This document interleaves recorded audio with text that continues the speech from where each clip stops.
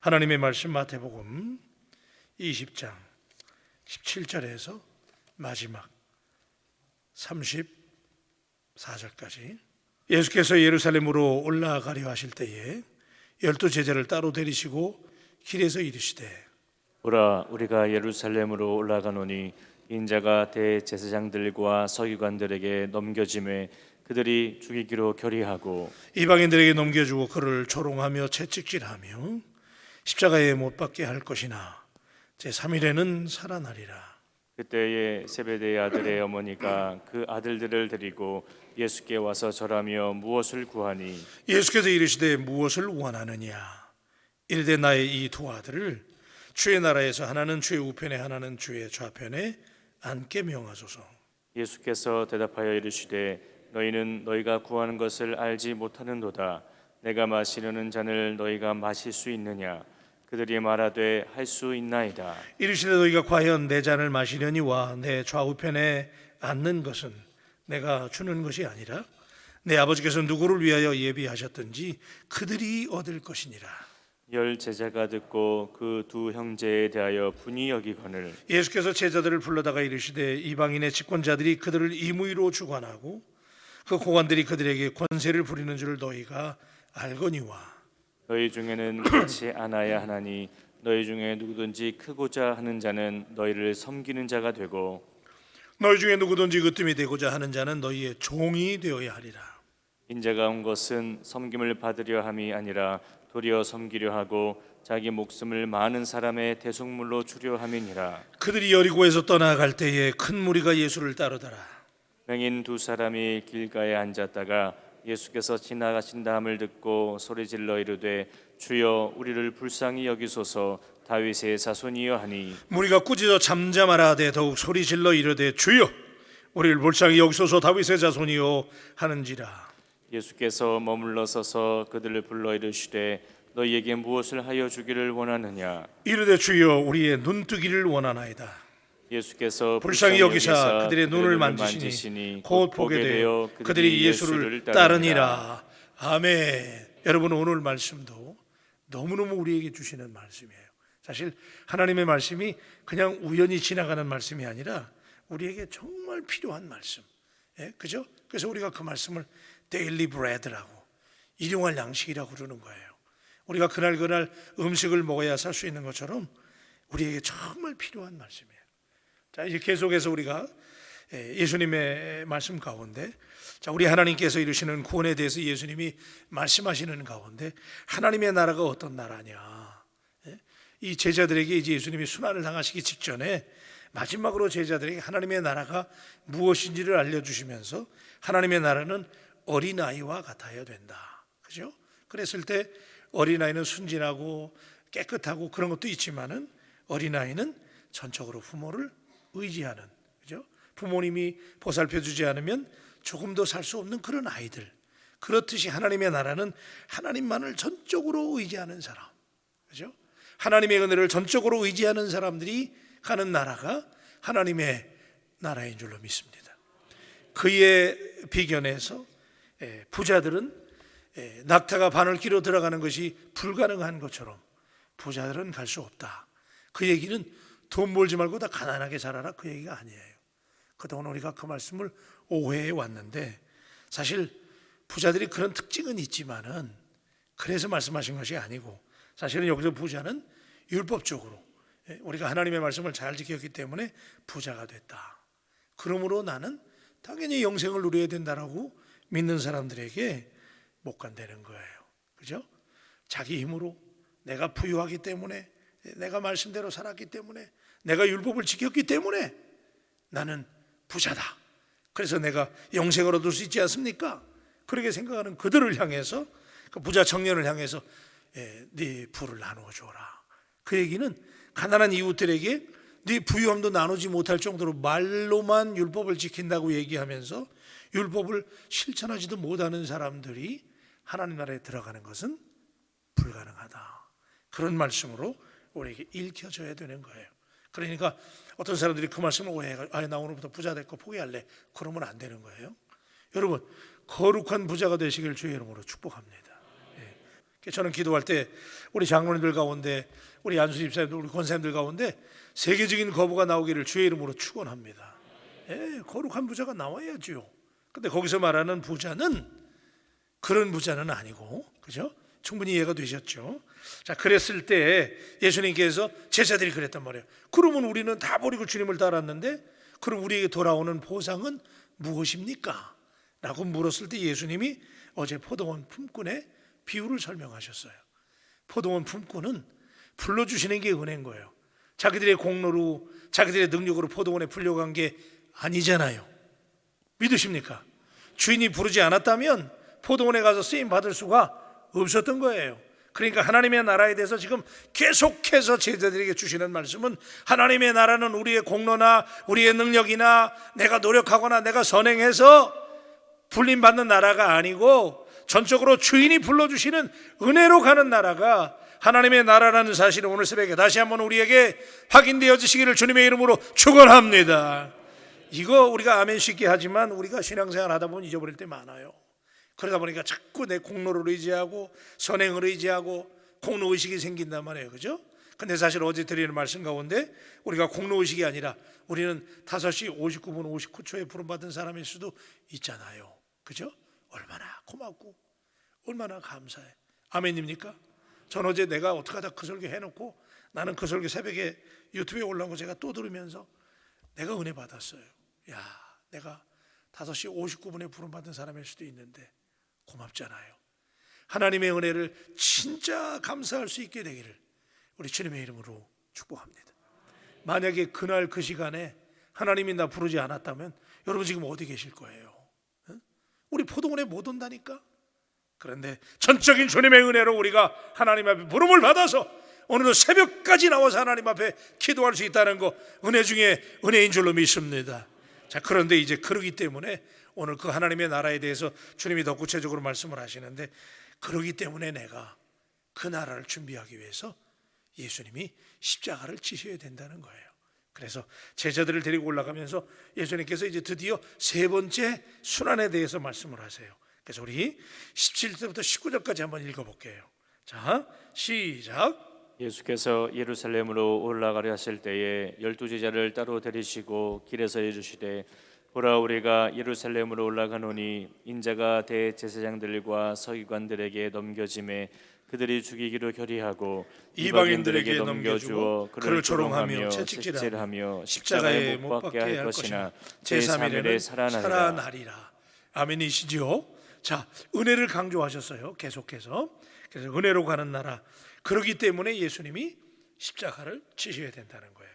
그리고 그 제자들을 데리고 올라가시면서 이 말씀을 하시는데, 이게 벌써 마태복음에만 세 번째 예고하시는 주님의 죽음에 대한 예언의 말씀인데, 제자들은 못 알아먹어요. 전혀 못 알아듣는 거예요. 지금도 예수님이 이렇게 설명하고 기적을 보여주시고, 그죠? 하나님의 아들이심을 보여주시고 왜 이 땅에 오셨는지, 십자가를 지시고, 그러나 인간의 죄를 위해서 십자가 지셔야 되지만 그러나 예수님 부활하신다고 하는 사실을 제자들에게 알려주시고, 너희가 십자가의 증인이 될 것을 지금 말씀해 주시는데도 불구하고 제자들이 못 들어요. 그래서 여러분, 누가복음에 보면, 누가복음에 똑같은 사건을 다루고 있는 기사를 보면 누가복음 18장 34절에 보면 이렇게 얘기해요. 제자들이 이것을 하나도 깨닫지 못하였으니 그 말씀이 감추었으므로 그들이 그 이르신 바를 알지 못하였더라 그래요. 못 깨달아요. 십자가를 지셔야 된다는 거, 예수님이 고난 당하셔야 된다는 거, 제자들은 지금 관점이 전혀 다른 거예요. 하나님의 나라가 은혜로 가는 나라, 그 은혜를 이루기 위해서 주님이 십자가 지시고 고난 받아야 되고 그러나 부활하신다는 사실을 그렇게 설명하는데도 제자들은 일도 몰랐어요. 그 증거가 어떻게 나타나냐면 그 다음에 20절부터 나타나는 거예요. 자, 우리 20절에, 우리 20절 21절만 읽으십시다. 시작. 그때에 세베대의 아들의 어머니가 그 아들들을 데리고 예수께 와서 절하며 무엇을 구하니, 예수께서 이르시되 무엇을 원하느냐, 이르되 나의 이 두 아들을 주의 나라에서 하나는 주의 우편에 하나는 주의 좌편에 앉게 명하소서. 이 말씀이 그 얘기잖아요. 지금 예수님은 고난을 받아야 되고 하나님의 나라를 위해서 십자가 지셔야 된다고 하는 사실을 말씀하고 있는데, 여전히 제자들의 관점은 누가 높아지느냐, 그죠? 그래서 세베대의 아들 어머니가 그 아들들 야고보와 요한을 데리고 와서 그들에게 우리 아들들을 하나는 주의 우편에 하나는 좌편에 앉게 해달라. 세상에 이런 동문서답이 어디 있어요? 예수님은 지금 십자가 지시고 고난 받으시는 걸 말씀하는데, 여전히 그들은 주의 나라가 임하시면 내가 내게 무엇 하기를 원하느냐, 뭘 원하느냐 그랬잖아요. 그랬을 때 그 어머니가 고작 한다는 말이, 주의 나라가 임할 때 내 아들은 하나는 주의 우편에 하나는 주의 좌편에 앉게 해달라는 거잖아요. 그죠? 주의 나라를 오해한 거예요. 예수님은 지금 주님의 나라는 고난받고 십자가 지시고 은혜로 가는 나라를 말씀하고 있는데, 여전히 그들은 그 말을 이해 못했어요. 왜 그랬냐면, 자, 우리 그 다음 절 읽으십시다. 어디 읽으냐면 24절 말씀, 24절 읽어봐요. 시작. 12제자가 듣고 그 두 형제에 대하여 분이 여기는. 그러니까 그 세베대의 어머니가 자기 아들들을 주님의 나라가 임할 때 높은 자리에 앉혀달라고 얘기하는 관점, 거기에 대해서 다른 제자들이 분하게 여겼다는 것은 다른 제자들도 다 그런 생각을 하고 있었다는 얘기예요. 자, 여러분, 오늘 우리는 주님께서는 여전히 우리에게 고난과 십자가의 길에 동참하라고 말씀하고 있는데, 우리는 하나님 앞에 엎드릴 때마다 그저 주님의 나라가 임하면 우리 잘 되게 해달라는 거, 그저 그냥 하나는 주의 우편에 하나는 주의 좌편에 예수님의 힘을 빌려가지고 내가 세상에서 잘 살고 주의 나라에서도 좋은 자리에 앉고자 하는, 그것이 제자들의 욕망이었던 것처럼 오늘 우리의 욕망일 수 있잖아요. 우리가 기도하는 이유가 왜 기도하는 거예요? 할 수만 있으면 주님의 나라가 임할 때 우리가 주의 십자가를 지고 고난도 달게 받으며 은혜로 가는 그 나라를 위해서 복음을 전하고, 여러분들이 하나님 앞에 온전히 헌신하고 하나님께 쓰임받게 되기를 주님의 이름으로 축복합니다. 그런데 우리의 관점은 제자들처럼 그냥 주님의 나라가 임했을 때 어떻게 하면 우리가 더 내가 개인이 복받을까, 어떻게 하면 좋은 자리에 앉을까, 그런 꿈이 우리의 꿈이란 말이에요. 제자들이 그렇게 못 알아듣고 있을 때 예수님께서 그래요. 세상의 방식은 높은 자리 낮은 자리에 앉는 게 중요하지만 예수님께서 오신 이유는 섬기려 오셨다는 거예요. 그래서 자, 우리 25절부터 28절까지 읽겠습니다. 시작. 예수께서 제자들을 불러다가 이르시되 이방인의 집권자들이 그들을 임의로 주관하고 그 고관들이 그들에게 권세를 부리는 줄을 너희가 알거니와 너희 중에는 그렇지 않아야 하나니 너희 중에 누구든지 크고자 하는 자는 너희를 섬기는 자가 되고 너희 중에 누구든지 으뜸이 되고자 하는 자는 너희의 종이 되어야 하리라. 인자가 온 것은 섬김을 받으려 함이 아니라 도리어 섬기려 하고 자기 목숨을 많은 사람들의 대속물로 주려 함이니라. 아멘. 한번 따라하십시다. 섬김. 그러니까 제자들은 예수님 나라, 하나님의 나라가 임했을 때 어떻게 하면 내 욕망, 내 야망, 우리가 높은 자리에 앉을까, 그게 꿈이었어요. 근데 예수님은 하나님의 나라는 어떤 나라냐? 섬기는 나라. 그래서 세상의 고관 대적들은 자기의 종들을 막 부리지만 하나님의 나라에서는 섬김을 받으려 하면 자기가 섬겨야 되고, 으뜸이 되고자 하면 내가 먼저 종이 되어야 된다는 거. 그래서 예수님은 종이 되시기 위해서 28절 말씀이 중요한 거예요. 그렇게 섬기기 위해서. 하나님의 나라는 세상의 나라의 윤리와 다르다는 거예요. 세상에서는 높은 자리, 높아지는 거, 우리가 잘 되는 거, 그걸 원하는 자리지만은 하나님의 나라는 내가 섬겨야 되고, 심지어는 예수님에서 우리가 섬기다는 얘기 많이 하잖아요. 한번 따라 하십시다. 섬김. 우리가 섬김 얘기 너무 많이 하잖아요. 그런데 예수님이 말씀하시는 섬김이라는 것은 이게 이제 여기 섬김이라는 말이 우리가 예수님께서 말씀하시는 섬김은요, 이게 디아코네오라고 하는 말씀이잖아요. 그래서 우리가 섬김을 늘 얘기를 많이 하는데 이게 이제 서비스, 봉사 이런 얘기인데, 여러분 예수님의 섬김은 자기 목숨을 주시기까지 섬기는 거예요. 그러니까 오늘 예수님께서 이 말씀을 통해서 제자들에게 주시는 말씀은 무슨 얘기냐면 섬겨야 되는데, 그 섬김이라는 게 단순히 봉사하고 단순히 다른 사람을 높이고 이게 아니고 내가 죽기까지. 아멘. 크게 아멘 좀 하세요. 아멘. 내가 죽기까지 섬기는 거. 그래서 예수님은 내 목숨을 대속물로 주기까지. 여러분, 우리가 섬김 많이 해요. 우리 바울교회 섬김의 역사가 일어나기를 주님의 이름으로 축원합니다. 그런데 그러기 위해서는 어떻게 해야 되느냐? 예수님처럼 섬겨야 돼. 이게 얼마나 어려운 일이야. 내 목숨을 죽기까지 섬기려는 얘기예요. 우리 옆 사람들이 한번 고백합니다. 우리 서로 섬기십시다 한번 하세요. 우리 서로 섬기십시다. 아멘입니까? 그래서 우리 바울교회는 제가 늘 말씀드리지만 서로 존중하고 섬기고, 주님의 나라는 높아지고 낮아지고 막 내가 기득권을 갖고 그런 나라가 아니라는 거예요. 낮아지고 섬기는 나라. 자, 그랬을 때, 자, 대성물로 주류함이니라까지 섬기는 거. 자, 이제 이랬는데, 이제 마지막 패러그랩의 마지막 문단에는 이제 두 맹인을 고치는 사건이 나오는데, 이 사건을 간단히 요약을 하면, 자, 우리 29절로 30절 말씀 다 같이 읽어요. 시작. 그들이 여리고에서 떠나갈 때에 큰 무리가 예수를 따르더라.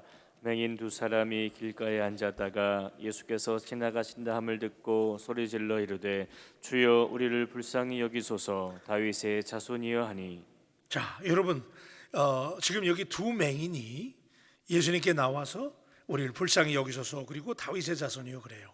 근데 여러분, 이 당시에 다윗의 자손이라는 얘기는 하나님의 아들, 그러니까 다윗을 축복했잖아요. 그래서 예언의 말씀이 다윗의 왕가의 메시아가 오겠다 그랬단 말이에요. 그런데 여기 다윗의 자손이라는 얘기는 당신이 하나님의 아들이라는 것을 이 맹인들이 부른 거예요.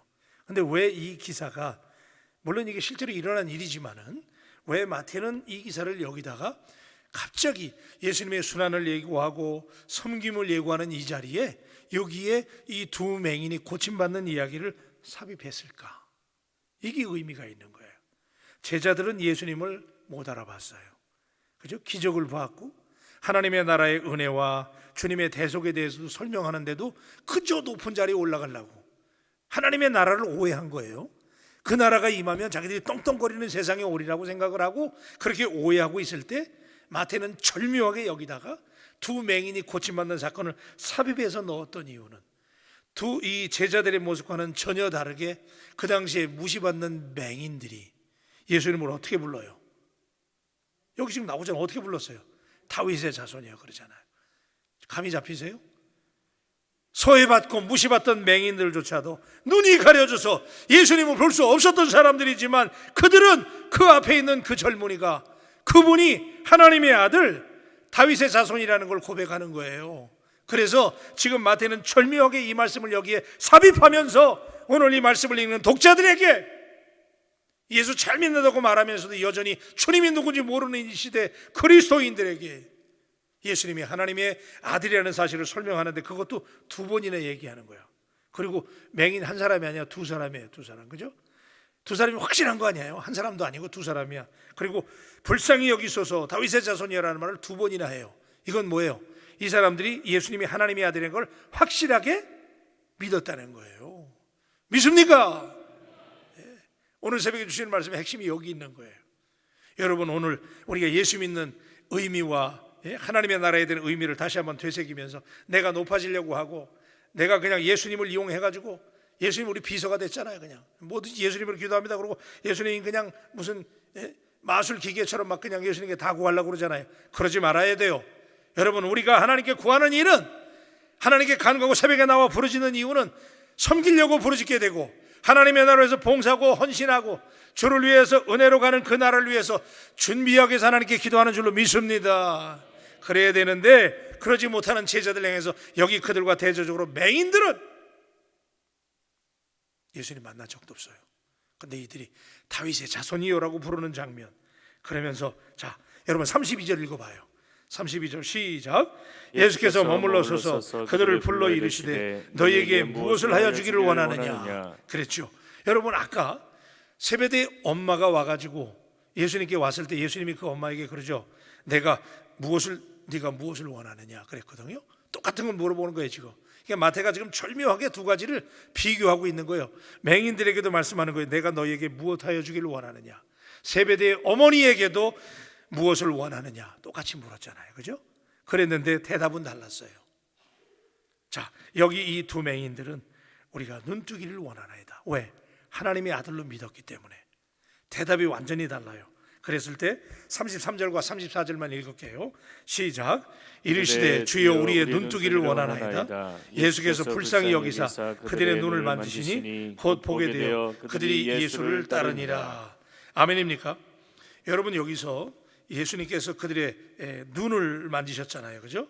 그래서 그들의 눈을 뜨게 하셨는데, 그들의 눈, 그들의 눈이라는 것이 사실은 여기 앞에 있는 눈과 뒤에 있는 눈이라는 단어가 사실은 다른 단어인데, 이게 이제 앞에 있는 33절에 있는 눈이라는 단어는 그냥 영어로 말하면 eyes예요. 그냥 눈이에요. 우리가 눈뜨기를 원하나이다. 그래서 우리가 눈을 떠서 보기를 원하나이다라고 이 맹인들은 하나님의 아들로 믿고 고백을 했는데, 그래서 그때 여기 사용된 눈이라는 단어가 옵달모스라는 단어를 썼어요. 그냥 눈이에요. 그래서 이 눈이 열려지고 보게 되기를 원합니다라고 고백했는데, 예수님은 그 다음에 그들의 눈을 만지사 그랬잖아요. 그들의 눈을 만졌을 때 여기 눈이라는 단어는 옴마라는 단어를 썼어요. 이 옴마라는 단어는 심령의 눈, 영의 눈이라는 단어를 쓴 거예요. 그러니까 이 맹인들은 예수님이 하나님의 아들이기 때문에 눈을 보게 해달라고 그것도 믿고 기도한 거예요. 근데 예수님은 제자들에게 상징적으로 지금 뭘 보여주시냐면, 그들의 단순히 눈이 열려서 보는 게 중요한 게 아니라 무슨 눈이 열려야 돼? 심령의 눈, 영의 눈이 열려야 되기 때문에 여기서 마태는 두 번째 눈이라는 단어는 여기서 엄마라는 영의 눈, 마음의 눈이라는 단어를 쓴 거예요. 왜 그렇게 했느냐? 제자들이 지금도 영의 눈이 열리지 않았기 때문에. 그래서 이 맹인들의 스토리를 통해서 예수님은 지금 그 시대 독자들에게 그리고 제자들에게 말씀하시는 거예요. 단순히 눈이 열려서 보는 것도 중요하지만 마음의 영의 눈이 열려서 앞으로 예수님이 당해야 될 순환과 하나님의 나라를 이해할 수 있도록, 그래서 이 맹인의 기사를 여기에 삽입하고 오늘 우리에게 말씀하시는 거예요. 사랑하는 여러분, 예수 잘 믿는다고 말하는 우리들에게도 다시 한번 우리의 눈, 그래서 옴마의 영의 눈, 마음의 눈이 열리게 되기를 주님의 이름으로 축복합니다.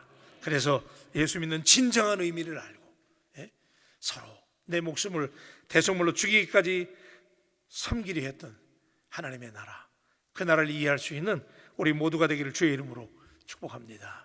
기도하십시다. 주님께서 주님의 십자가의 고난과 순환을 이야기했지만 제자들의 관점은 여전히 하나님의 나라를 오해했고, 그 나라가 임하면 우리는 어떻게 하면 누가 더 높은 자리에 앉을까, 그렇게 하나님의 나라를 오해하고 주님을 오해하고 있을 때 주님이 그들에게 주셨던 놀라운 말씀은 하나님의 나라는 세상의 방식과 다른 나라, 그렇기 때문에 예수님이 자신의 목숨을 생명 같은 그 생명을 오히려 대속물로 주려 했다고 하는, 그래서 그것이 섬김이고 하나님의 나라는 그렇게 낮아져야 되고 섬겨야 되는 나라, 그 나라의 힘을 설명할 때 오늘 이 두 맹인의 이야기를 삽입함으로 오늘 그들이 예수님을 하나님의 아들로 알아보고 우리를 구원해 달라고 눈을 떠 보기를 원하나이다라고 고백할 수 있었던 것처럼 하나님 우리에게도 오늘 영의 눈이 열리게 하여 주시고, 참으로 하나님의 나라, 그 나라는 내가 높아지는 나라, 예수님 때문에 내가 그냥 세상에서 잘되고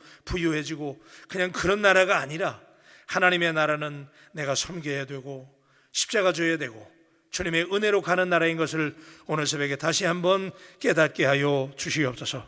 사순절 기간을 지나며 주님의 고난에 동참하게 하시고 오늘 우리의 마음의 눈, 영의 눈이 열려서 단순히 인간의 눈이 열리는 것이 아니라 마음의 눈, 영의 눈이 열려서 우리 바울교회를 위해서 하나님의 나라를 위해서 어떻게 섬길 것인가를 고민하고 오늘도 우리 위해서 고난 나가시는 주님의 고난에 동참하는 우리 모두가 되게 하여 주시옵소서.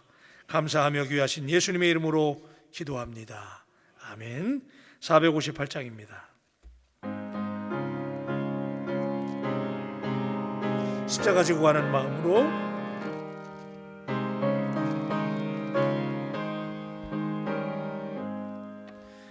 너의 마음에 슬픔이 가득할 때 아시리라.